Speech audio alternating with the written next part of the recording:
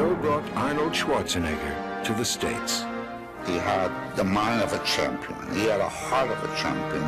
And I figured that he could be a star, and being a star, he would help the sport. When it comes to the attitudes towards Arnold Schwarzenegger, people either idealize him, believing him to be the best bodybuilder in history that couldn't be threatened by anyone in his days and plowed through all the competitions in his career like a steamroller, or go into the other extreme, claiming that he was simply a mentee of Joe Weider who kept him in a bubble and guaranteed him successes, whereas Arnold himself wasn't actually such good bodybuilder as people imagine him to be.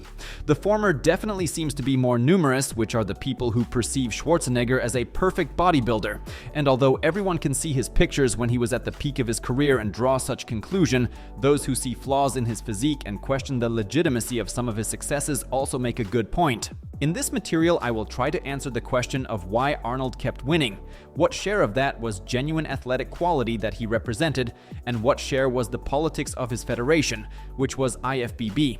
I will start by saying that he wasn't brought to USA by Joe Weider without a reason, and he certainly wasn't some random guy when he arrived in America in 1968. Before he could be favored in any way by IFBB, he had achieved great successes. Being a bodybuilding sensation in Europe, his size and muscle mass would give him advantage over his rivals. His only problems were difficulties with definition and weak calves. The fact that he became the youngest winner of the Mr. Universe title in history shows that he was indeed one of the best bodybuilders in the world. Upon arriving in America, however, an obstacle appeared in form of Sergio Oliva.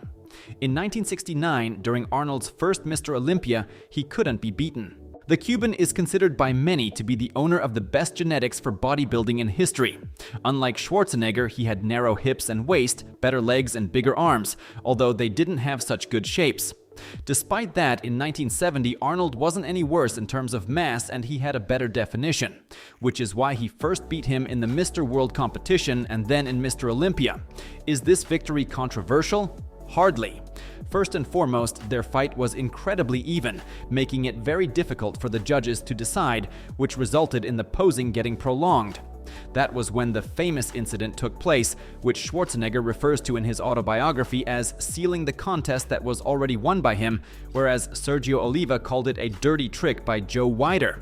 At certain point, Schwarzenegger said to Oliva, "I've had enough," and suggested going backstage. But when the Cuban started leaving the stage, Arnold only made one step, then he stopped and started posing again. Oliva said in an interview, "The judges decided that I gave up posing, which we had already finished. You can figure out the rest on your own." 1971 was the year when Arnold won the second Mr. Olympia title, but he didn't compete over it with anyone as he was the only participant of the competition. That was when IFBB introduced the no competition rule, thus disqualifying all the other bodybuilders complete with Oliva for participating in the contest of competitive federations. For Mr. Olympia 1972, probably everyone except for Arnold and Franco believed that this year Sergio Oliva was better, but despite that, Schwarzenegger won his third title in Essen. That was one of his poorer performances. It wasn't as good as the one in '71, for example, and the Cuban presented the shape of his lifetime. 1973 was the famous incident in Tijuana.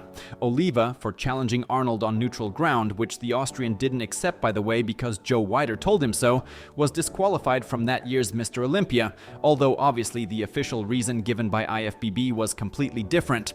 It is a fact, however, that in '73, Arnold beat two contestants, Franco Columbu and Serge Nubret, and looking at the pictures, this was completely fair. The shape that he presented at the time was truly impressive. By 1974, Oliva didn't even bother to compete in Mr. Olympia. Schwarzenegger, on the other hand, won his fifth title, beating two rivals once again. First one competitor in his weight class, which was Lou Ferrigno, and then the winner of the lightweight class, Franco Columbu. In 1975, he had three rivals standing on his road to victory. First, Serge Nubret and Ferrigno in the heavy class, and then once again, Columbu fighting for a title without categories. I mentioned the number of his rivals not to diminish his successes, but to point out that back then, Mr. Olympia differed significantly from those taking place today in terms of competitions.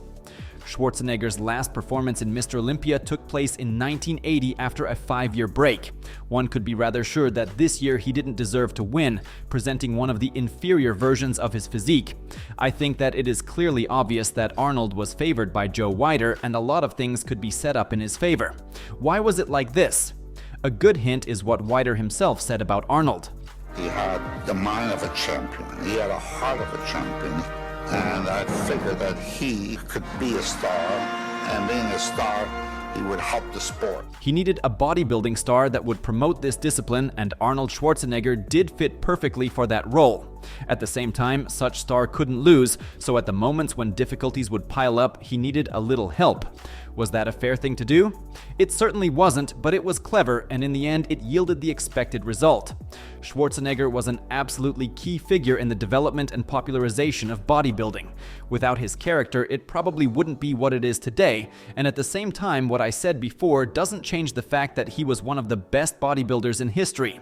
In 71, 73, and 74, he undeniably deserved the title of Mr. Olympia, and probably in 70 and 75 as well, which means that he deserved 4 or 5 titles either way. Besides the achievements themselves, is his physique excessively idealized as well. You hear about the benefits of his musculature at every step.